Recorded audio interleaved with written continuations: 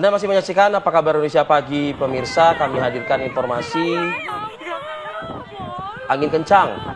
Ini menerjang dan merusak puluhan rumah di 4 kecamatan di Kabupaten Wajo, Sulawesi Selatan.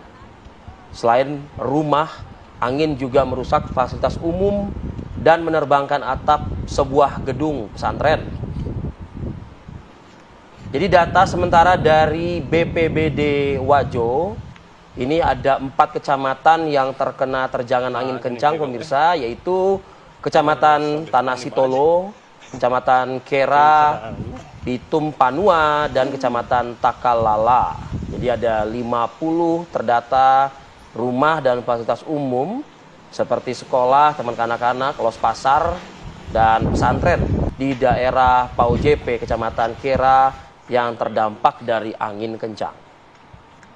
Ya, BMKG sudah mengeluarkan peringatan dini terkait cuaca ekstrim yang diprediksi akan melanda beberapa wilayah di Sulawesi Selatan.